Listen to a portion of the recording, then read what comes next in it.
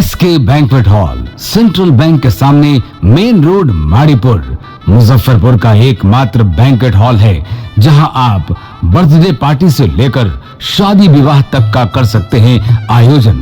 2500 square feet का 3 बड़ा hall, seminar, wedding ceremony, kitty party या बर्थडे पार्टी के साथ अन्य आयोजन को किया जा सकता है। 24 घंटे बिजली पानी के अलावे पार्किंग और लिफ्ट की सुविधा है उपलब्ध। फुल्ली एयर कंडीशन, 1 2 नहीं 18 बाथरूम और कई कमरे हैं उपलब्ध। बुक करने के लिए आज ही संपर्क करें।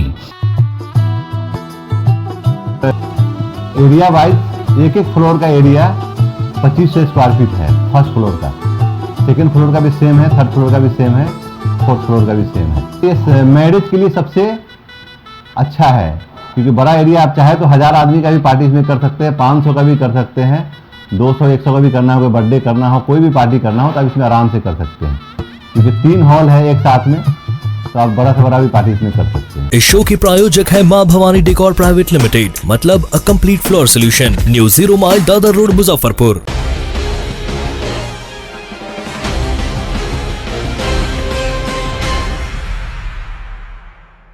नमस्कार, स्वागत है आपका डेन न्यूज में। मैं हूं आपके समक्ष आध्या सिन्हा। करवाऊंगी रूबरू शहर के ताजा तरीन खबरों से, लेकिन खबरों पे नजर डालने से पहले आइए नजर डालते हैं उन तमाम खबरों पे जो बनी है आज की सुर्खियां।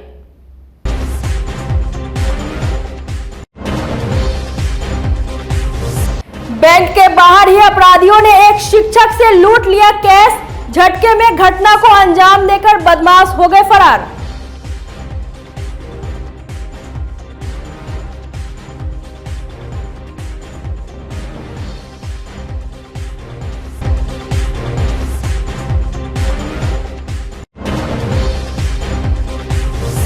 केंद्रीय मंत्री गिरिराज सिंह पर आपत्तिजनक टिप्पणी करने पर फंसे पप्पू यादव, मुजफ्फरपुर कोर्ट में दर्ज हुआ मुकदमा।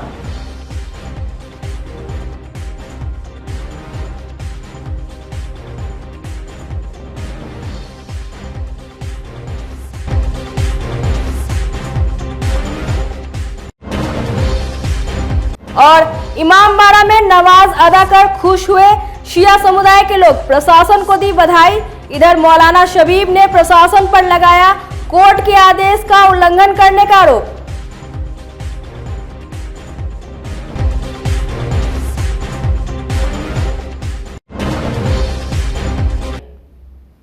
तो ये थी आज की सुर्खियां, अब खबरें विस्तार से। मुजफ्फरपुर के एक शिक्षक बैंक से कैश निकालकर ज्यों ही बाहर निकले, उनके पहले से घात लगाए बदमाशों ने रुपए वाला बैग छीन लिया। इस दौरान उन्होंने झोले को खींचतान भी किया, लेकिन बदमाश सफल होकर फरार हो गए। घटना अहियापुर थाना क्षेत्र के SBI के बाजार समिति शाखा की है। घटना के बाद स्थानीय लोग मौके पर जुट गए। सूचना पर पहुंची अहियापुर पुलिस छानबीन शुरू कर दी। बैंक में लगे CCTV फुटेज समेत अन्य बिंदुओं पर जांच की गई। पीड़ित शिक्षक अहियापुर निवासी संजीत कुमार ने बताया कि रुपए की निकासी कर एक झोले में रखकर बैंक से बाहर निकले। इसी दौरान बाइक सवार 2 बदमाश तेजी से आए और रुपए छीनने लगे। उन्होंने अपनी ओर खींचने की कोशिश भी की, लेकिन वे जब तक शोर मचाते बदमाश 0 माइल की ओर भाग गए। पुलिस ने कहा कि CCTV फुटेज के आधार पर अपराधियों की पहचान की जा रही है। हम बैंक से 1 लाख रुपया लेकर निकले SBI अहियापुर ब्रांच से। गेट पे ही हमको पीछे से आया है और जोर से खींचा है और छीन लिया हमारा पैसा। वो लोग बाइक से थे और हम पैदल थे। क्या लग रहा है, बैंक सही रह के हो रहा था क्या? अब कह तो हो भी सकता है, क्या कि दम जैसे निकले वो पीछे से तुरंत आया है। कहाँ के रहने वाले हैं आप? हम अहियापुर के ही रहने वाले हैं। ये भी एक DAV के टीचर हैं, तो ये बैंक से पैसा निकाले हैं, आए गेटवा पर छीन लिया है। कितने की संख्या में अपराधी थे? 2 आदमी थे, एक आदमी मोटे तगड़ा है, आगे वाला लगा था सुपर पात्र जैसा लगा।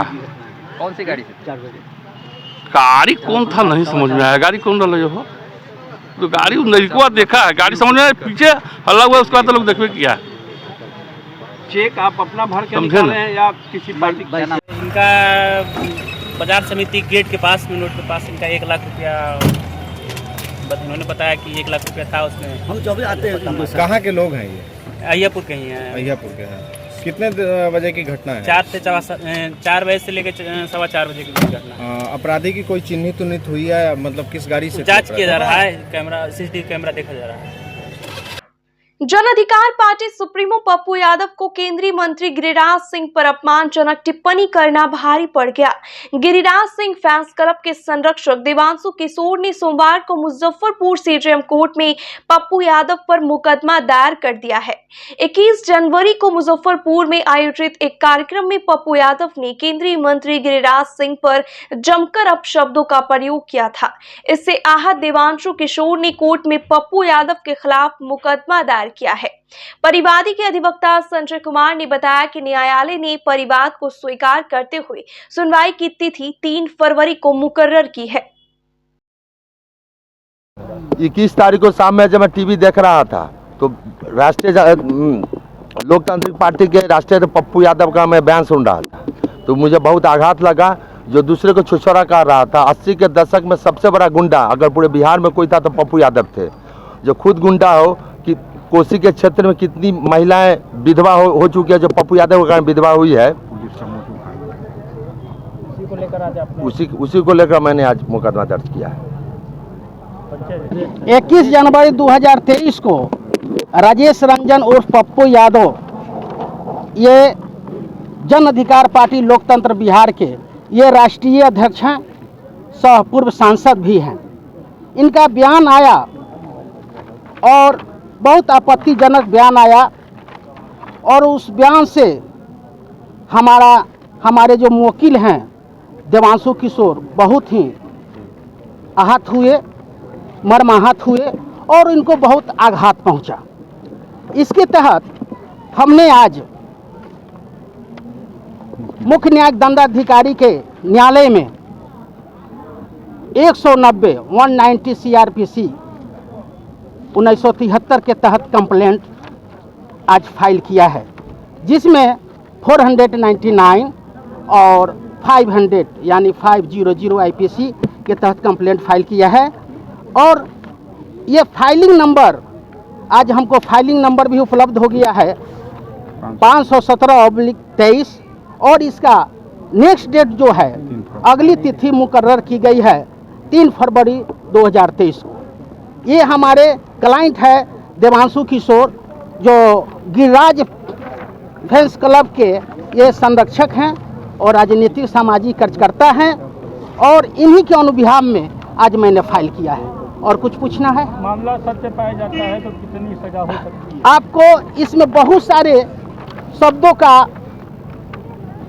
उपयोग किया गया है जो नहीं करना चाहिए था और हम सभी मर्माहत है। वो लगातार ये न्यूज़ चैनल पर चल रहा था, फेसबुक, व्हाट्सएप, यूट्यूब, ट्विटर, यानी सोशल मीडिया पर ये बयान चल रहा था कि गिरिराज सिंह टाइप का क्या औकात है और वह उसकी क्या औकात है, वो छिलकुट है, छिछोरा है, छुछुंदर है, इत्यादि इत्यादि वो बोल रहे थे, लगातार बोल रहे थे। उसका ऑडियो वीडियो कैसेट मेरे पास उपलब्ध है और हम उसमें न्यायालय में भी दाखिल करने वाले हैं। सरस्वती पूजा एवं गणतंत्र दिवस को शांतिपूर्ण तरीके से संपन्न कराने को लेकर सोमवार को मुजफ्फरपुर के नगर थाने में शांति समिति की बैठक की गई, जिसमें SDO पूर्वी ज्ञान प्रकाश और DSP टाउन राघव दयाल के साथ थाना अध्यक्ष श्री राम सिंह भी मौजूद रहे। बैठक में बताया गया कि डीजे बजाने पर प्रतिबंध रहेगा, रात 10 बजे के बाद लाउड स्पीकर नहीं बजाना है, असामाजिक तत्व अशांति फैलाने की कोशिश करते हैं तो उसे बख्शा नहीं जाएगा। SDO ने कहा कि आप विद्या की देवी मां सरस्वती की पूजा कर रहे हैं, खुशनुमा माहौल बनाकर पूजा करें, पूजा कमेटी के लोग असामाजिक तत्वों पर नजर रखें। उन्होंने कहा कि जिस पर भी गुंडा का ठप्पा लग जाएगा उसे पूरा जीवन कोर्ट का चक्कर लगाना पड़ेगा। DSP टाउन राघव दयाल ने कहा कि पूजा के दौरान गड़बड़ी करने वालों पर पुलिस की पैनी नजर रहेगी। उन्होंने उम्मीद जताई कि लोग पहले की तरह ही मिलजुल कर सरस्वती पूजा का त्योहार मनाएंगे। सरस्वती पूजा के अवसर पर सरस्वती पूजा को शांतिपूर्वक मनाने के लिए जिला स्तर पर संयुक्त आदेश निर्गत है। संयुक्त आदेश में सभी जगहों पर जहां जहां आवश्यक है दंडाधिकारी और पुलिस बल की प्रतिनियुक्ति की गई है। हम लोग पीस कमेटी का बैठक है, पीस कमेटी में निर्णय लिया गया है कि गली मोहल्लों में भी बाइकर्स ग्रुप को घुमा करके, पुलिस का बाइकर्स ग्रुप घुमा करके और लोगों पर निगरानी रखी जाए, सामाजिक तत्वों पर निगरानी रखी जाए। हम लोग इसका बाइकर्स ग्रुप का भी व्यवस्था कर रहे हैं ताकि वो लोग भी गली गली में अंदर अंदर तक घूम करके, क्योंकि सरस्वती जी का जो भी मूर्ति का प्रतिष्ठा किया जा रहा है या बैठाया जा रहा है, पूजा किया जा रहा है, तो बड़े बड़े पंडाल तो इसमें बहुत कम ही रहते हैं। प्रायः देखा जाता है कि प्रत्येक गली मोहल्लों में ही मूर्ति को बैठा करके और सरस्वती जी का पूजा आराधना किया जाता है। तो इस पर विशेष निगरानी रखने के लिए बाइकर्स ग्रुप को भी हम लोग लगाएंगे।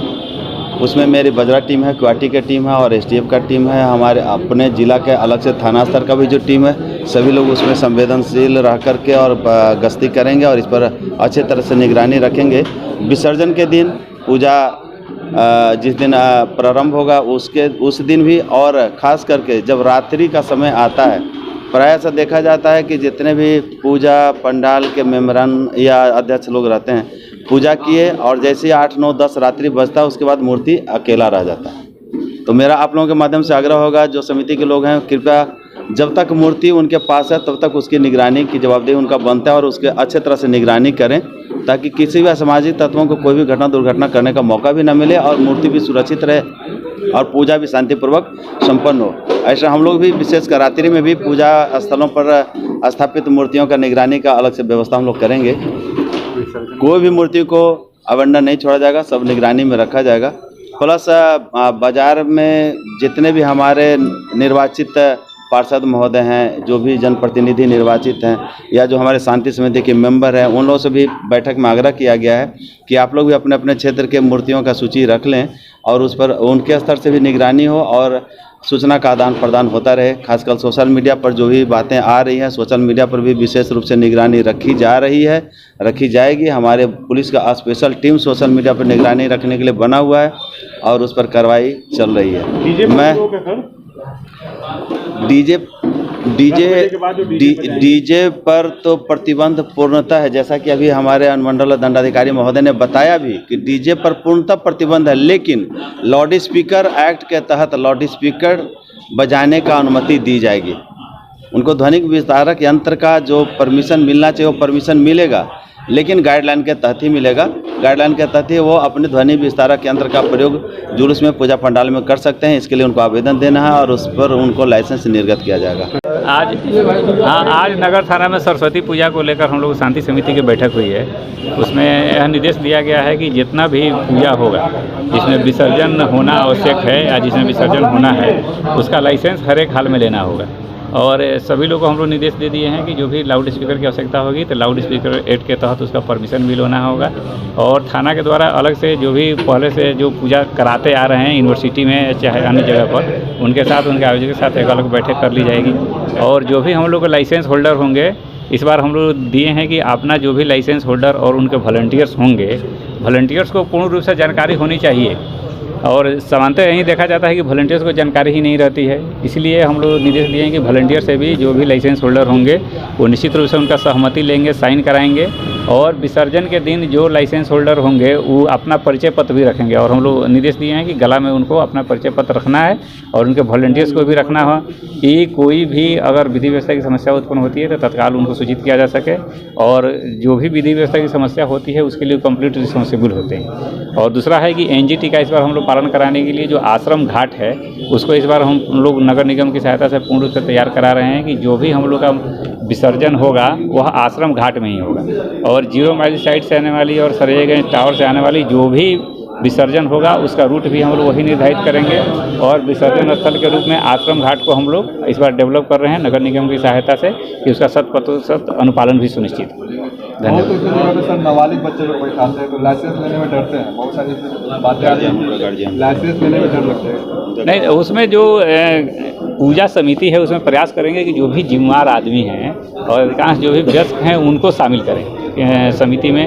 और दूसरी बात है कि जब भी विसर्जन होगा तो रास्ता को खाली कराना या जो भी हमारा अग्निशमन है, एम्बुलेंस है, उनको प्रोवाइड कराना, और जो भी सामान्य नागरिक हो उनके जनरल आवागमन में, परिवहन में कोई दिक्कत नहीं, सारा का ध्यान रखना होता है। तो निश्चित है कि आगे से उन्हीं लोग को जिम्मेवारी दी जाएगी जो उस काम को कर सकें, और अंततः विधि व्यवस्था के लिए वो आदमी जिम्मेवार भी होते हैं। इसीलिए हम लोग से आग्रह है कि उसी व्यक्ति को बनाना है।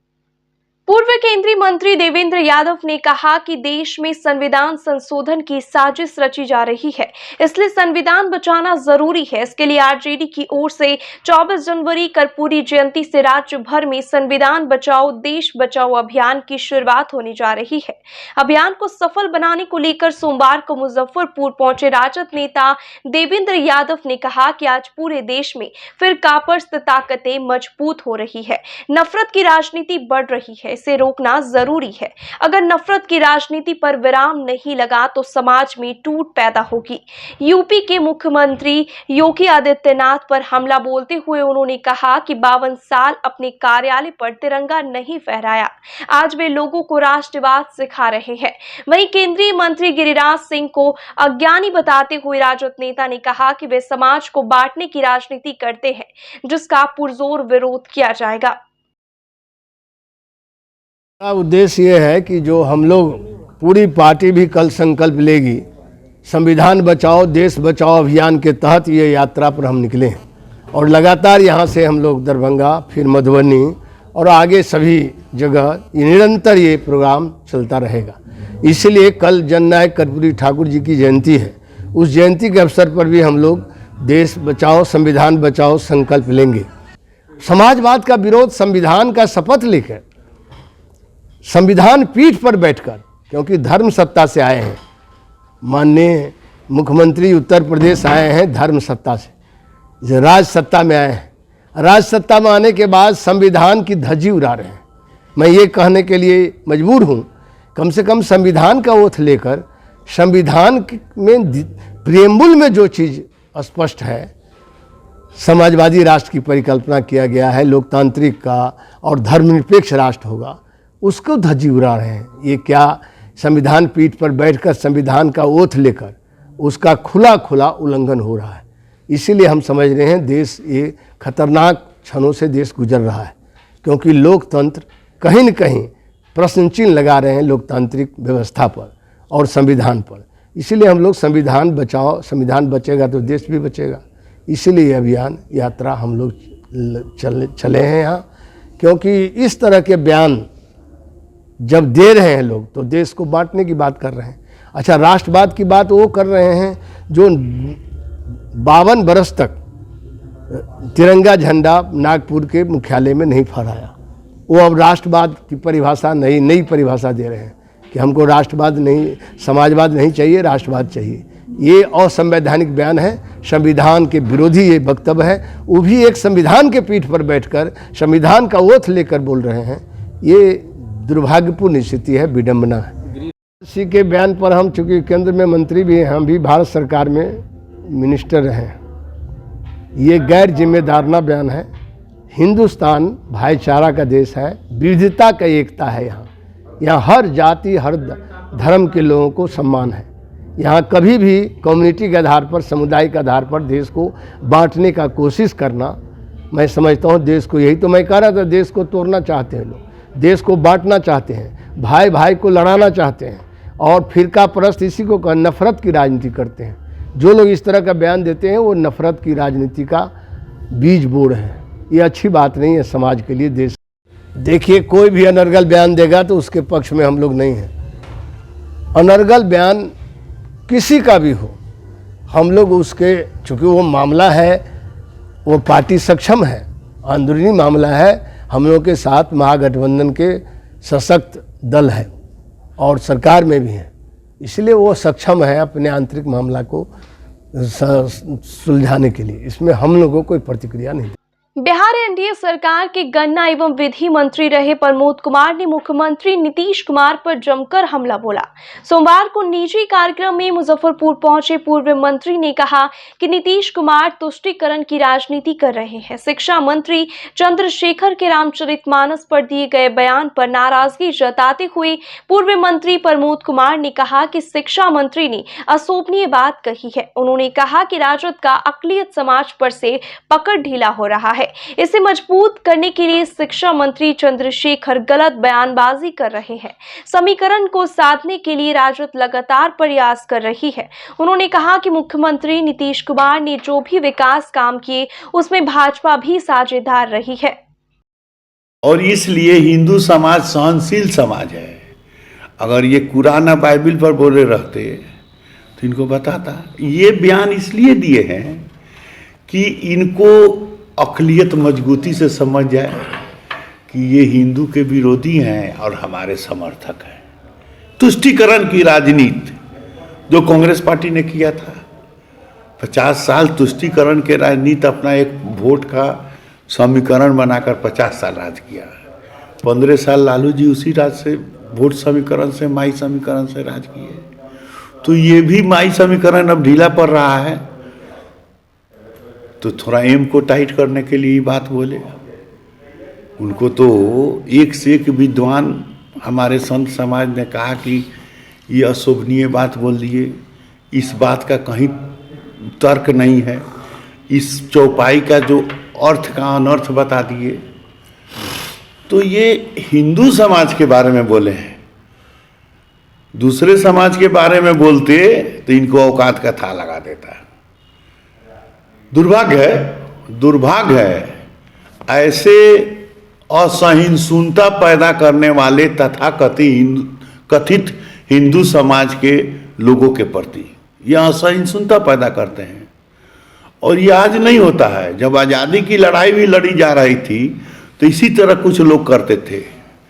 आज जब मुगलों से हमारे सनातन धर्म के सन्यासी महात्मा जब लड़ाई लड़ रहे थे, संत समाज सनातन पद्धति से जब कि गौरव के लिए हिंदू समाज को जो है हजारों वर्ष मुगलों ने राज किया, लेकिन हिंदू समाज के लोग संत समाज जब इससे लड़ाई लड़ रहे थे तो उस समय भी ऐसे असहिष्णुता पैदा करने वाले लोग थे।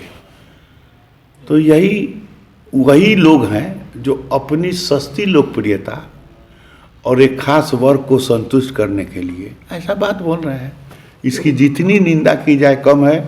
अभी तो अगर भगवान सुबुद्धि दे श्रीमान मुख्यमंत्री आदरणीय नीतीश कुमार जी को, तो उनको तो इस्तीफा देना चाहिए।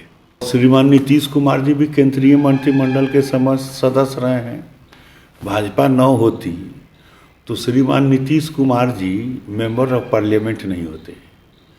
भाजपा न होती तो मिनिस्टर नहीं होते भारत सरकार के। भाजपा न होती तो बिहार सरकार के मुख्यमंत्री न होते। तो भाजपा के बदौलत ये सब, और जो ये बहाली या जो ये काम या विकास की जो ढिढोरा पीट रहे हैं, अपना बदौलत थोड़े पीट रहे हैं। भाजपा साथ में था, हम लोग साथ में थे, कैबिनेट के हम मेंबर थे, सामूहिक निर्णय होता था, कॉमन एजेंडा था। हमारे नंद किशोर यादव जी उस समय एनडीए के संयोजक थे। जो बात होती थी उस पर ये काम हुआ है। अकेले नीतीश बाबू के मर्जी से नहीं हुआ है, लेकिन अब इसको ही अकेले अपना पीठ अपने थपथपा रहे हैं, तो अब हम इसमें क्या बोले। मुजफ्फरपुर के कमरा मोहल्ला इमामबाड़ा को अतिक्रमण मुक्त होने के बाद सोमवार को पुलिस अभिरक्षा में शांतिपूर्ण तरीके से शिया समुदाय ने नमाज अदा की। लोगों का कहना है कि 10 साल के बाद मस्जिद आकर दिली सुकून मिली है। मस्जिद में नमाज पढ़ने आए लोगों ने बताया कि सच, ईमानदारी और सब्र का नतीजा है कि जिला प्रशासन ने देर से सही मगर बेहतरीन ढंग से कोर्ट के आदेश का अनुपालन कराया और हकदार को कब्जा दिलाया। इसके लिए प्रशासनिक अधिकारी के साथ शिया वक्फ बोर्ड के पदाधिकारी बधाई के पात्र है। मस्जिद में सुरक्षा में तैनात सुरक्षा कर्मियों ने बताया कि 24 घंटे 7 दिन के लिए उन्हें यहां तैनात किया गया है और उनकी अभिरक्षा में आज की नमाज शांतिपूर्ण तरीके से संपन्न कराई गई है। ऑलमोस्ट 12 साल के बाद हम लोगों को नमाज़ पढ़ने का मौका इस मस्जिद में मिला। ये बहुत खुशी की बात है और हम एडमिनिस्ट्रेशन का भी शुक्रिया अदा करते हैं। जिन लोगों ने हमारी मदद की हम उनका ये शुक्रिया अदा करते हैं और ऊपर वाले का भी शुक्रिया अदा करते हैं कि उसने हम लोगों को ये सामान फराहम किया कि कम से कम नमाज़ पढ़ रहे हैं, जमात से नमाज़ पढ़ रहे हैं। तकरीबन 200 आदमियों ने नमाज़ पढ़ी है इस मस्जिद में 12 साल के बाद। आफ्टर 24 मंथ्स नहीं सॉरी आफ्टर 12 ईयर्स 12 साल के बाद। जी कैसा लग रहा है? तो हाँ, ये है कि बहुत ही अच्छा लग रहा है और हम लोग इस वक्त मैदान में बैठे हुए हैं और शाम की नमाज़ पढ़ने का इंतज़ार कर रहे हैं। लेकिन ऐसा लग रहा है कि जैसे कि ऊपर वाला बहुत ही ज़्यादा मेहरबान है और बहुत अच्छा लग रहा है मैदान में बैठ के, जहाँ हम लोगों को जाने से रोका जाता था। डिक्टेटरशिप थी और कुछ नहीं मैं कह सकता, जस्ट गुंडागर्दी जिसको कहिए, तो हम लोगों को जाने से रोका जाता था। मेरा स्कूल है यहाँ पे, मैं उस स्कूल में इधर से नहीं जा सकता, लेकिन अब जो है हम आज़ादी से रह रहे हैं और ऊपर वाले से दुआ है कि ये हमेशा इसी तरह रहेगा और अब रहेगा। करवाया गया उसी को शांति व्यवस्था रखने के लिए वरीय पुलिस अधीक्षक द्वारा हम लोगों को अनिश्चित काल के लिए 24 घंटा के लिए यहाँ रहने का आदेश हुआ है। कितने फोर्स की हमारी? यहाँ 30 दंगा पार्टी फोर्स है ना, एक जमेदार साहब है, एक हम है। और किस तरह से हमारी कितने घंटे का ड्यूटी है? यहाँ लगातार 24 घंटे की ड्यूटी है। आज आप लोगों की सुरक्षा में नमाज पढ़ाई? जी मैं हम लोगों की सुरक्षा में नमाज पढ़ाई है। मुजफ्फरपुर के कमरा मोहल्ला इमामबाड़ा एवं मस्जिद से हटाए गए अतिक्रमण पर मौलाना काजिम शबीब ने सवाल उठाया है। मौलाना का कहना है कि जिला प्रशासन ने भू माफियाओं से मिलकर वक्फ की जमीन को बेचने के लिए खाली कराया है। अभी जमीन का मामला हाई कोर्ट में चल रहा है, लेकिन लोगों को गुमराह करने के लिए झूठा बयान जारी कर कहा गया कि हाई कोर्ट के निर्देश पर अतिक्रमण हटाए जा रहे हैं। उन्होंने कहा कि कमरा मोहल्ला के 7.5 बीघा जमीन को भू माफियाओं ने बेच दिया। इस जमीन पर से जिला प्रशासन ने अतिक्रमण नहीं हटाया है, जबकि इसी जमीन पर अतिक्रमण हटाना है। हाई कोर्ट के कागजात दिखाते हुए कहा कि इमामबाड़ा और मस्जिद के जमीन खाली कराने का कोई निर्देश नहीं है। मोहम्मद ताकी खां वक्फ एस्टेट के दूसरे जमीन को खाली कराना है। भू माफियाओं से मिलकर जिला प्रशासन ने ऐसी हरकत की है। 22 जनवरी को जो कमरा महल्ला में मोहम्मद तकी का अतिक्रमण खाली कराने के लिए जो एडमिनिस्ट्रेशन ये कह रहा है कि हाई कोर्ट का आदेश था, ये भ्रम में रखना है आवाम को। हाई कोर्ट का आदेश नहीं है ये, और ये कहना है एसडीओ साहब का 2 बार हाई कोर्ट से मुकदमा हार चुके, कहाँ है लिखा है कागज़, ये बिलावजह भ्रम फैला के और बड़े बड़े भूमाफिया को सेटिस्फाई किया जा रहा है। अरे ये ट्राइब्यूनल का आधा अधूरा आदेश था जिसका डेट कल भी था, कल भी है, उसमें साफ लिखा हुआ है अतिक्रमण मोहम्मद तकी खां का खाली कराया जाए। तो अतिक्रमण तो यहाँ मौजूद है कि अतिक्रमण क्या है, जिसके ऊपर खुद वहाँ का मुतवल्ली लिख रहा है कि बड़ा बड़ा मकान अतिक्रमण है, 7.5 बीघा जो है वो गायब है, इसको इन लोगों ने खाली नहीं कराया। मस्जिद इमामबाड़े को इधर से उधर करके कहते हैं अतिक्रमण। अरे मस्जिद इमामबाड़ा या मंदिर का कोई अतिक्रमण होता है? जो असल अतिक्रमण था बड़ा बड़ा उसे छोड़ दिया गया और भूमाफियाओं को इत्मीनान हो गया कि हम अतिक्रमण करो, कोई पूछने वाला नहीं है। बात जब बढ़ेगी तो मस्जिद मंदिर तक आ जाएगी, ज़मीन बिक जाएगा, लोगों का जनता का हक बिक जाएगा। ये सब नाटक किया गया है बड़े बड़े माफिया को सेटिस्फाई करने के लिए। उसी मैदान में पूरे शहर में जहाँ जहाँ अतिक्रमण है, बड़ा बड़ा मॉल, शाह आलम, शब्बू, गुड्डू, माजिद, आरिफ रज़ा 25 साल एओ है, कब्रिस्तान का सारा पैसा ले जाता है, जनता अपने पैसे से खर्च करती है, उसकी माता जी बेची हुई खुलवा की ज़मीन, ये सब पे कोई कार्रवाई नहीं हुई और अतिक्रमण के नाम को मस्जिद इमामबाड़ा कर दिया गया, जो कि हमेशा खुला है, खुलाने का कोई अतिक्रमण नहीं होता, सबको पूछा और इसका हक है। सिर्फ भूमाफिया को सेटिस्फाई करने के लिए भूमाफिया इत्मीनान रख ले कि अब उनके साथ कुछ नहीं होगा, आप जो बेचिए, बात हमेशा धर्म पे आ जाएगी, बेईमान इत्मीनान से घूमेगा। ये सब कुछ किया गया है कमजोरों को डराने के लिए, जबकि होना और बलपूर्वक प्रयोग से लोगों को डरा। आप पहले नापी कराइए, बताइए सैकड़ों सैकड़ों भी लगाए हैं, कौन सा अतिक्रमण खाली हुआ जो लोग कह रहे हैं अतिक्रमण, या तो भ्रम में रख रहे हैं सरकार यहाँ के ऊपर कि अतिक्रमण खाली नहीं हुआ, अतिक्रमणकारियों को मजबूत किया गया है। मस्जिद और इमामबाड़े पे आपके कब्जे का आरोप लगा? कोई आरोप नहीं है, कोई कब्जा ही नहीं है, खुद एडीएम लिख रहे हैं यहाँ मौजूद है कि कोई कब्जा नहीं है, झूठ बयान किया गया है, ये झूठ बोला गया है। एडीएम खुद कह रहे हैं कि कोई कब्जा नहीं है मस्जिद इमामबाड़े के ऊपर, सबके लिए खुला हुआ है। जमीन 7.5 बीघा गायब है, इसे वक्फ बोर्ड खोजा, आज तक 7.5 बीघा जमीन को इन लोगों ने कभी नहीं खोजा, ना ये खोज रहे हैं। इसी तरह सैकड़ों बीघा कोलुआ में, बरहमपुरा में गायब है, बरहमपुरा में 23 कट्ठा जमीन बिकी है, 2 कट्ठा गरीबों पे केस कर दिया, अब 20 कट्ठा बड़े बड़े को छोड़ दिया, जिसमें जो है गुड्डू का कम से कम उसका 3 कट्ठा 4 कट्ठा जमीन वहाँ के ऊपर है, क्या पूरा उसी का जमीन जो खरीद के बेचा है। ये सिर्फ भूमाफियाओं को बचाया जा रहा है, मुजफ्फरपुर में भूमाफियाओं का दबाव बनाया जा रहा है। मस्जिद में आप अपने समर्थकों को नमाज पढ़ने देते थे, दूसरे झूठ, ये भाई झूठ बोलने वाला जब इंसान नहीं होता तो मुसलमान और हिंदू कहाँ से होगा? चाहे मौलाना बोल रहा हो या कोई नेता बोल रहा हो, उसे जो बोला जो भी है, वो खुद मस्जिद में नमाज भी पढ़ने आता था और मस्जिद में पढ़ता था। कितना इतना बड़ा झूठा इंसान अगर कोई हो जाएगा तो उसका कोई ठिकाना नहीं है, झूठी पे चल। और आधा सच तो और झूठ से बदतर है। वो कह देते कि हम वहाँ पे कौन से जो बोले वो उसमें नमाज पढ़ाते हैं, कराच वाली वहाँ नमाज, भाई हर मस्जिद अलग अलग नमाज पढ़ता है, लेकिन वहाँ वो खुद मजलिस पढ़ने यहाँ आते थे इमामबाड़े में। ये खुद मजलिस पढ़ने 5 साल से इमामबाड़े में आ रहे हैं। ये झूठ कैसे बोल रहा है ये इंसान? तो सब जब झूठा आदेश चल रहा है तो झूठा मौलवी बोले तो क्या दिक्कत? बूढ़ी गंडक नदी के कटाव के कारण बेघर हुए मुजफ्फरपुर मोतीपुर प्रखंड के लोग पिछले 6 दिनों से अनशन पर बैठे हैं। कई अनशनकारियों की हालत बिगड़ने लगी है। विस्थापितों ने सोमवार को मुख्यमंत्री का पुतला फूंका। इन सभी का कहना है कि मांगे अगर पूरी नहीं हुई तो 26 जनवरी को सभी लोग जल समाधि ले लेंगे।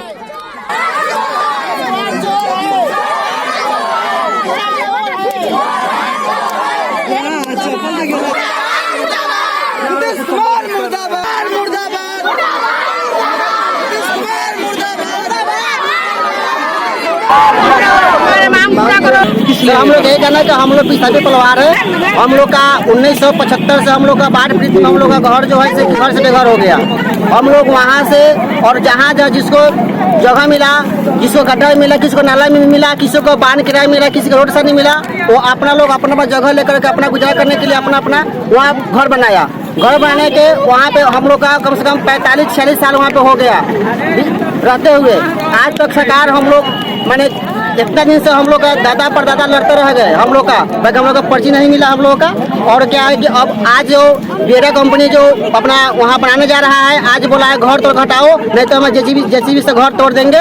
इसी के बाद हम लोग सरकार से निवेदन कर रहे हैं कि हम लोग का मांग पूरा करे, हम लोग का जगह दे। कितना दिन हो गया आप लोगों को? सर हम लोग का 46 साल यहाँ पे हो गया। आज भूख हड़ताल का कितना दिन हो गया? आज हम लोग का 18 जनवरी से लेकर के आज 23 जनवरी तक है। हम लोग का आज 6 दिन हो गया, 5 दिन हो गया हम लोग का भूख हड़ताल। हम लोग के मांग जो है वो पूरा नहीं हो रहा है, इसीलिए हम लोग नीतीश कुमार के दहन किए हैं, जला दिए हैं। क्या मांग पूरा नहीं हो रहा है? मांग पूरा नहीं हो रहा है। हम लोग के घर नदी में है, नदी में दह गया तो इसीलिए हम लोग जिरात के जमीन में बसाए हुए हैं, घर बना लिए।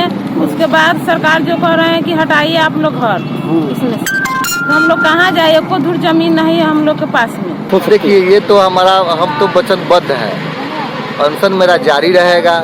अगर 25 तारीख तक हमारे जो भी विस्थापित परिवार है, या तो उनको बास्केट पर्चा या दूसरे जगह कहीं घर बना करके अगर गृह प्रवेश नहीं कराया गया या ठोस कदम इसके लिए नहीं लिया गया, तो 26 तारीख का हमारा अल्टीमेटम अंचलाधिकारी को दिया हुआ है। 26 तारीख के गणतंत्र दिवस के अवसर पर लोग देश की आज़ादी मनाएंगे और हम जितने भी पांचों अनशनकारी पांचों भाई हैं वो शाम 4 बजे जिस बूढ़ी गंडक ने हमें विस्थापित किया है उसी बूढ़ी गंडक में हम जल समाधि लेंगे।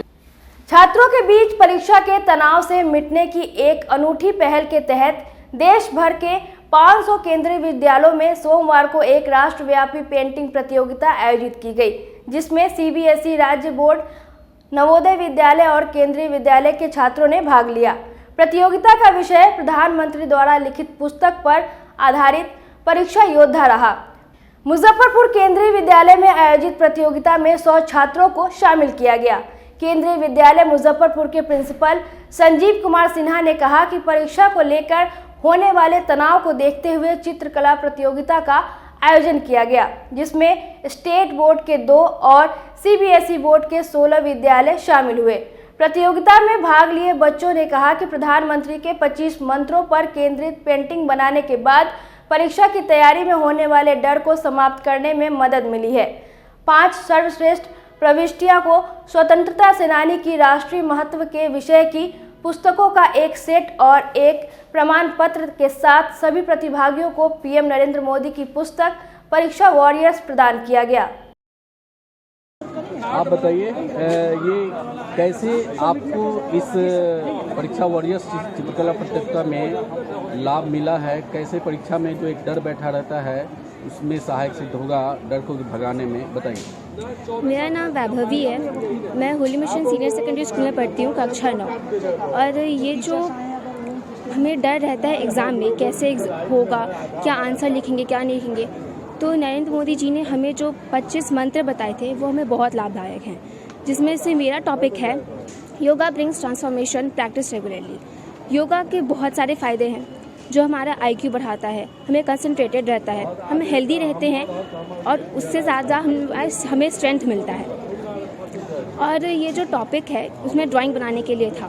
ड्राइंग बनाने से हमारा माइंड फ्रेश रहता है और शार्प भी रहता है। और अगर हम योगा रेगुलरली करते रहेंगे तो हमारा माइंड उतना ही शार्प होगा, हमें उतनी ही सोचने की शक्ति बढ़ेगी और हम उतना ही खुद से भी आंसर बना के लिख सकते हैं, जो कि ज़्यादा अच्छा होगा पढ़ने से। अगर हम समझेंगे हमें क्या पढ़ना है क्या लिखना है, वो ज़्यादा हेल्पफुल रहेगा हमारे लिए। मैं क्लास 9th B की स्टूडेंट हूँ और मैं KV झपा से हूँ। तो ये जो परीक्षा पे चर्चा पे जो मैंने ड्राइंग बनाई है, जिसका टॉपिक है इनक्रेडिबल इंडिया। ड्राइंग बनाने का एक सबसे बेस्ट फ़ायदा ये होता है कि हमारा माइंड थोड़ा फ्रेश हो जाता है, जिससे हमें टेंशन कम होती है। एंड इसके जो टॉपिक्स मिले थे बहुत सारे मिले थे, जिनमें बहुत सारे टॉपिक्स ऐसे ही थे जिससे हमें एग्ज़ाम में बहुत हेल्प मिले, हमारा जो परीक्षा को लेकर डर होता है वो कम हो। और मेरा टॉपिक जैसे कि है incredible India, travel and explore. तो इससे मुझे इंडिया के बारे में बहुत ज़्यादा जानने को मिला। एक्चुअली मैंने इस ड्राइंग में बहुत कुछ दिया भी है इंडिया का। For example it's India gate, Taj Mahal और बहुत सारे अलग अलग अशोक चक्र भी बनाया है। और मुझे और भी कई सारा फ़ायदा हुआ था, मतलब मैंने इंडिया के बारे में बहुत ही ज़्यादा जाना था।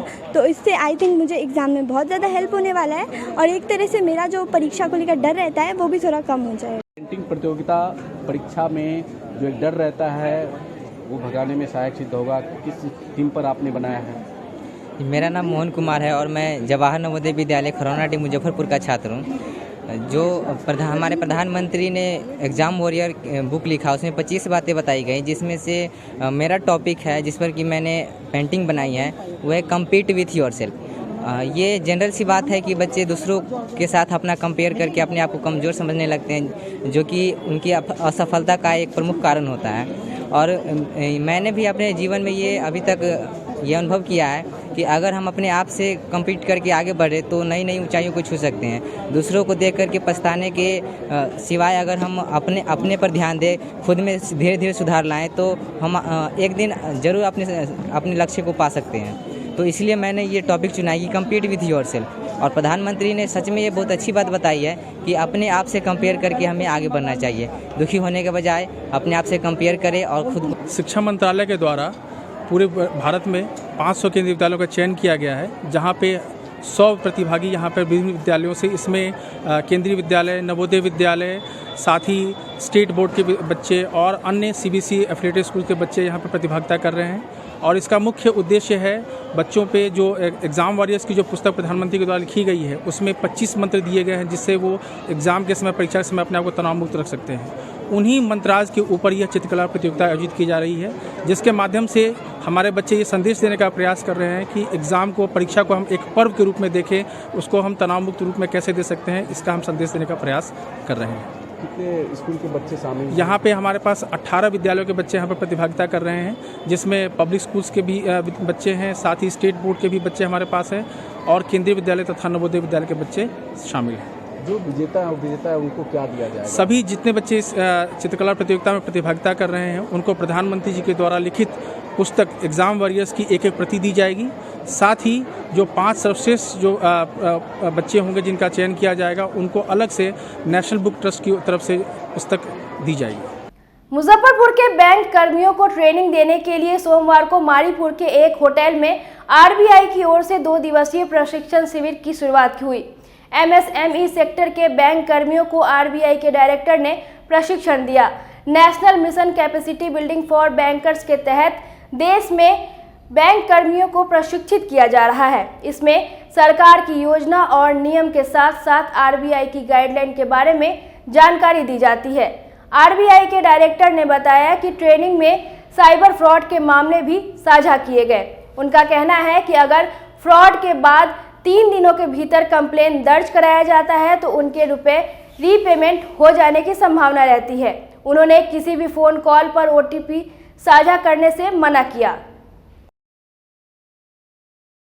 नहीं, प्रेस कॉन्फ्रेंस तो आज हम यहाँ ये एक वर्कशॉप कर रहे हैं जिसको NAMCAP ये कहते हैं, national mission for capacity building of bankers for MSME sector. ये हम हर क्वार्टर में एक बार किसी जिले में जाके जो बैंकर्स हैं, जो MSME लेंडिंग से जुड़े हैं ना, उनके कैपेसिटी बिल्डिंग, उनका नॉलेज, साथ साथ RBI के जो रिसेंट पॉलिसी गाइडलाइंस है MSME सेक्टर के लिए, उनके लिए हम ये कार्यक्रम करते हैं। उसी कड़ी में आज हम मुजफ्फरपुर में आए हैं। इसमें हम आप लोगों को बताना चाहूंगा कि ये कार्यक्रम रिजर्व बैंक 2015 से कर रहा है और ये आज का हमारा प्रोग्राम 2 दिवसीय प्रोग्राम मुजफ्फरपुर में हमारा 29th प्रोग्राम है। और इसके पहले तक हम लोगों ने इस प्लेटफॉर्म के थ्रू 1000 बिहार के बैंकर्स को ट्रेनिंग दिया हुआ है। ट्रेनिंग में खास क्या चीजों पर ध्यान दिया जाता है? ट्रेनिंग में ये ट्रेनिंग स्पेसिफिक MSME सेक्टर के लिए है और MSME सेक्टर से जुड़े जितने बैंकर्स हैं उनका कैपेसिटी बिल्डिंग सो दैट कि वो MSME सेक्टर में जो बोरवर्स है ना, उनके जो रिक्वायरमेंट्स है उनको समझे और बैंक के जो स्कीम्स है, गवर्नमेंट के जो स्कीम्स है ना, उसके अंतर्गत वो काम करे। साइबर फ्रॉड भी बढ़ता जा रहा है, इसकी रोकथाम के लिए साइबर फ्रॉड में जो यूज करते हैं उनमें भी थोड़ा कुछ डूज एंड डोंट्स है। अगर उसका हम इस अपने जो डूज एंड डोंट्स को प्रैक्टिस करेंगे, जिसमें मैं एक सिंपली बता दूं, आप अपना वो जो मोबाइल ऐप है उसका जो आपका पासवर्ड है, जो पिन है, जो OTP आता है, ये सब अगर आप नहीं शेयर करेंगे तो बहुत ज्यादा चांसेस है कि आपके साथ फ्रॉड नहीं होगा। और अगर फ्रॉड हो भी जाता है तो RBI के गाइडलाइंस हैं, जहां पे अगर आप प्रिस्क्राइब पीरियड में, फॉर एग्जांपल अगर 3 दिन के अंदर अगर आप अपना कंप्लेन कर देते हैं तो हो सकता है, और बहुत से केसेस में आपकी लायबिलिटी 0 हो गई, अर्थात कि आपको फुल रीपेमेंट कर दिया गया है। सर, खासकर लोन ग्रांट को लेकर क्या सरल सुझाव दिए गए हैं या पहल किया गया, उस पर थोड़ा सा बता दें। नहीं, लोन में ये है कि बैंक को जो भी एप्लीकेशन आता है उनको डिस्पोजल करना है, या तो वो सैंक्शन लेटर देंगे या रिजेक्शन लेटर देंगे, और वो उनको जो भी उनका एक प्रिस्क्राइब है इंटरनल गाइडलाइन उसमें देना है। तो हर आवेदक को चाहे उनका लोन सैंक्शन। मुजफ्फरपुर के लोहिया कॉलेज में NSS की ओर से चल रहे 7 दिवसीय विशेष शिविर के समापन पर सोमवार को आयोजित समारोह की शुरुआत सुभाष चंद्र बोस की प्रतिमा पर माल्यार्पण एवं दीप प्रज्वलित कर की गई। प्राचार्य ने सभी स्वयंसेवकों को शिविर में बढ़ चढ़कर हिस्सा लेने और इसे सफल बनाने के लिए बधाई एवं शुभकामनाएं दी। समारोह में स्वयंसेवकों ने सांस्कृतिक कार्यक्रम भी प्रस्तुत किए। बेस्ट वॉलेंटियर्स अवार्ड प्रतीक राज एवं ईशा कुमारी को दिया गया। शिविर में परफॉर्मेंस के आधार पर बेस्ट वॉलेंटियर्स अवार्ड विक्रम, विवेक, अतुल एवं अमीषा को मिला। भाषण प्रतियोगिता में प्रथम, द्वितीय एवं तृतीय स्थान पर फातिमा, काजल और जुनैद रहे। निबंध प्रतियोगिता में प्रथम, द्वितीय एवं तृतीय स्थान पर उदय, विवेक, अवसार और पोस्टर मेकिंग प्रतियोगिता में प्रथम, द्वितीय एवं तृतीय स्थान पर ऋषिका, मोना एवं रंतोष रहे। विशेष शिविर के अलग अलग विधा के निर्णायक मंडल को भी प्रतीक चिन्ह देकर सम्मानित किया गया। क्विज कंपटीशन हुआ था, ऐसे कंपटीशन हुआ था, उसमें जो बच्चे फर्स्ट, सेकंड, थर्ड किए उनको सम्मानित किया गया मेडल और प्रशस्ति पत्र देकर। बाकी सारे बच्चों को भी जिन्होंने पार्टिसिपेट किया विशेष शिविर में उनको मेडल देकर सम्मानित किया गया और उनके बीच सर्टिफिकेट का भी वितरण किया गया। आज हमारे महाविद्यालय में डॉक्टर राम मनोहर लोहिया स्मारक महाविद्यालय के NSS इकाई के द्वारा विशेष 7 दिनों का विशेष शिविर आयोजित किया गया, जिसमें 7 दिनों तक बच्चों ने विभिन्न कार्यक्रमों में जैसे डिजास्टर मैनेजमेंट, योगा है ना, मार्शल आर्ट है ना, सैनिटाइजेशन एंड सैनिटाइजेशन, इन सब चीज़ों की जानकारी ली। स्लम बस्ती में जाके जिन्होंने महाविद्यालय ने जो गोद लिया हुआ है वो श्यामनंदन ढाला के पास, वहाँ जाके बच्चों के बीच हेल्थ से संबंधित डॉक्टर नवीन कुमार के साथ अवेयरनेस शेयर किया, वहाँ के बच्चों को साफ सुथरा किया, वहाँ कुछ सामानों का भी वितरण किया गया। और आज समापन समारोह था। इसके मुख्य अतिथि के रूप में हमने निर्णय लिया कि जो विश्वविद्यालय वनस्पति विज्ञान विभाग के विभागाध्यक्ष प्रोफेसर डॉक्टर खतीबुल्लाह हमीदी जी को बुलाया जाए। वो हमारे यहाँ, क्योंकि वो हमारे यहाँ के प्राध्यापक भी रहे हैं और हम लोगों के पुराने एसोसिएट हैं, और उनसे बेहतर इंसान हमको लगता था कि जो उनकी कर्तव्य निष्ठा वो जो है वो अनुकरणीय है। इसलिए हम लोगों ने यह निर्णय लिया जो उन्हीं को बुलाया जाए, क्योंकि वो समाज सेवा में लगे रहते हैं। दीन दुखियों की सेवा करना, सहायता करना उनका कर्तव्य रहता है। और एनएसएस के वॉलंटियर्स और विशेष रूप से मोहम्मद शाहिद ने, जो पूर्व में नहीं देखा काट दें बोलते रहिए सर, जो पूर्व में भी महाविद्यालय के अच्छे स्वयंसेवक ही नहीं बल्कि राष्ट्रीय स्तर पर ख्याति प्राप्त है, उन्होंने बहुत सहयोग किया। हमारे सारे वॉलंटियर्स ने, गर्ल्स बॉयज़ सारे ने सारा परफॉर्मेंस दिया। कभी कोई शिविर खाली नहीं गया, जो कि अक्सर होता रहता है कि जो उद्घाटन हुआ उसके बाद बच्चे नहीं आते हैं, ऐसा हमारे यहाँ नहीं हुआ। सभी कार्यक्रमों में पार्टिसिपेंट भागीदारी 100% रही। कर्पूरी ठाकुर की जयंती समारोह की सफलता को लेकर सोमवार को आयोजित बैठक में जदयू अति पिछड़ा प्रकोष्ठ के प्रदेश उपाध्यक्ष रामेश्वर सहनी ने कहा कि समारोह को ऐतिहासिक बनाने के लिए कोई कसर नहीं छोड़ा गया है। उन्होंने बताया कि मंगलवार को मुजफ्फरपुर के नवयुवक समिति सभागार में समारोह का आयोजन किया जाएगा। समारोह का उद्घाटन मुख्यमंत्री नीतीश कुमार करेंगे। बैठक में शामिल जदयू अल्पसंख्यक प्रकोष्ठ के प्रदेश उपाध्यक्ष सह प्रवक्ता प्रोफेसर शब्बीर अहमद ने कहा कि देश में दो नायक हैं, एक लोक नायक जयप्रकाश नारायण और दूसरे जननायक कर्पूरी ठाकुर। बैठक में शिशिर कुमार नीरज, सुरेश प्रसाद सिंह, सौरभ कुमार, कारी साहू, रमेश कुमार ओझा, उत्तम पांडे, तेज नारायण सहनी, मनोज सहनी, सुजीत कुमार पटेल, मोहम्मद मेराज सहित कई अन्य नेता उपस्थित रहे। कर्पूरी जयंती समारोह जो बापू सभागार पटना में मनाया जाएगा, उसी की तैयारी समीक्षा है तो ये अंतिम बैठक है। माननीय कर्पूरी ठाकुर के जयंती समारोह 2023 99वीं जयंती समारोह मनाया जाएगा। इसमें मुख्यमंत्री इसका उद्घाटन करेंगे, माननीय मुख्यमंत्री नीतीश कुमार जी इसका उद्घाटन करेंगे। माननीय राष्ट्रीय अध्यक्ष उसमें मौजूद रहेंगे, प्रदेश अध्यक्ष मौजूद रहेंगे। बकिए जितने भी जदयू के मंत्री हैं, विधायक हैं, एमपी हैं, विधान पार्षद हैं और जदयू के जितने भी पूरे बिहार के कार्यकर्ता हैं, अति पिछड़ा के कार्यकर्ता हैं, सभी प्रकोष्ठों के कार्यकर्ता हैं, उसमें भाग लेंगे। और यह ऐतिहासिक जो है सो मनाया जाएगा। ऐतिहासिक तौर पर इसको लिया गया है। अभी तक जितने भी इनका जो पुण्यतिथि मनाया गया है वो सबसे ये अलग होगा। इसमें माननीय राष्ट्रीय अध्यक्ष का भी घोषणा है। माननीय मुख्यमंत्री जी इसको जो उद्घाटन करेंगे, उनका भी मैंने कोरोना काल में 2 बार नहीं हुआ है। इस बार बड़ी धूमधाम के साथ उसमें मुजफ्फरपुर से हजारों की जनसंख्या में सैकड़ों गाड़ी के काफिला के साथ यहाँ से कार्यकर्ता जाएंगे सभी प्रकोष्ठों के। उसमें अति पिछड़ों की भी भागीदारी बहुत ज़्यादा रहेगी। और यह जो प्रोग्राम किया गया है अति पिछड़ों के मान सम्मान के लिए किया गया है। जदयू का जो कार्यक्रम है यह सभी पार्टी से अलग होगा और सबसे ऐतिहासिक रहेगा। कर्पूरी ठाकुर जदयू के हम लोगों के द्योतक हैं। हम लोग कर्पूरी ठाकुर को मानने वाले हैं। कर्पूरी ठाकुर की पुण्यतिथि बहुत ही उत्साह के साथ इसको मनाया जाएगा। कर्पूरी ठाकुर का यह देन है जो अति पिछड़ों को मान सम्मान दिलाने के लिए उन्होंने कार्यक्रम जो शुरू किया उसको सुचारू रूप से फैलाने का काम अगर किया है तो उसका नाम है नीतीश कुमार।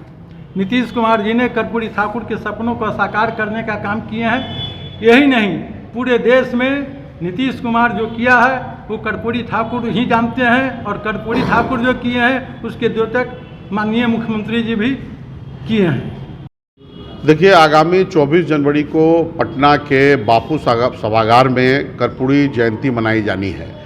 उसी की अंतिम समीक्षात्मक बैठक नवयुवक समिति ट्रस्ट में जनता दल युवक पार्टी के साथी यहाँ कर रहे हैं। देखिए, देश के अंदर 2 नायक हुए, एक लोक नायक जयप्रकाश नारायण जी दूसरे जननायक कर्पूरी ठाकुर जी। और जननायक के अनुयायी अगर सच्चे तौर पर कोई इस बिहार में और देश में है तो उस व्यक्ति का नाम बिहार के माननीय मुख्यमंत्री श्री नीतीश कुमार है। और नीतीश कुमार जी पिछले कई वर्षों से लगातार कर्पूरी जयंती मनाते रहे हैं। उसी के क्रम में कल पटना में कर्पूरी जयंती होगी और मुजफ्फरपुर से हजारों की संख्या में लोग कार्यक्रम में भाग लेंगे और यहाँ से गाड़ी, बस, छोटी गाड़ियाँ, बड़ी गाड़ियों से सभी प्रखंडों से, मुजफ्फरपुर जिले के 16 प्रखंडों से और शहर के हेडक्वार्टर से पार्टी के सभी लोग, चाहे किसी प्रकोष्ठ के हों, मुख्य पार्टी के लोग हों, अगड़े हों, पिछड़े हों, महिलाएं हों, पुरुष हों, सभी लोग भारी संख्या में कल पटना चलेंगे और कर्पूरी जी को हम लोग याद करेंगे। और नीतीश जी ने जो संकल्प लिया है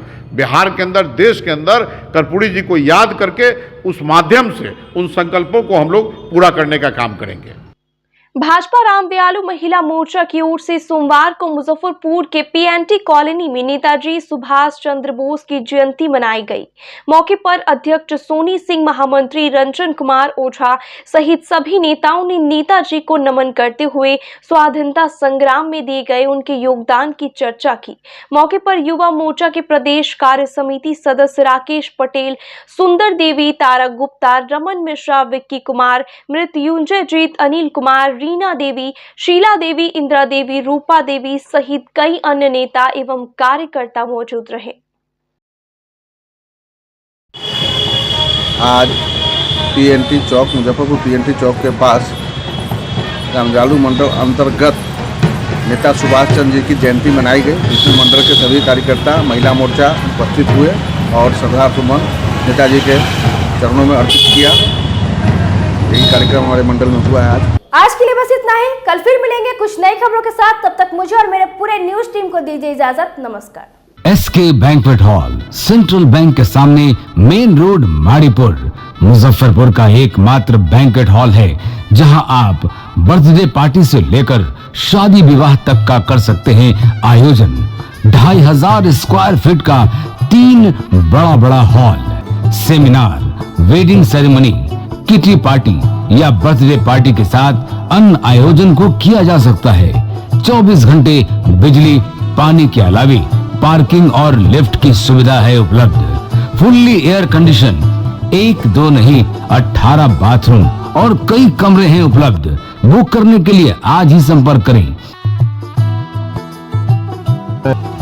एरिया वाइज एक फ्लोर का एरिया 2500 स्क्वायर फीट है। फर्स्ट फ्लोर का, सेकेंड फ्लोर का भी सेम है, थर्ड फ्लोर का भी सेम है, फोर्थ फ्लोर का भी सेम है। ये मैरिज के लिए सबसे अच्छा है क्योंकि बड़ा एरिया, आप चाहे तो 1000 आदमी का भी पार्टी इसमें कर सकते हैं, 500 का भी कर सकते हैं, 200-100 का भी करना हो, कोई बर्थडे करना हो, कोई भी पार्टी करना हो तो आप इसमें आराम से कर सकते हैं क्योंकि 3 हॉल है एक साथ में, तो आप बड़ा से बड़ा भी पार्टी इसमें कर सकते हैं। इस शो की प्रायोजक है मां भवानी डेकोर प्राइवेट लिमिटेड, मतलब a complete floor solution, new 0 mile Dadar road, Muzaffarpur.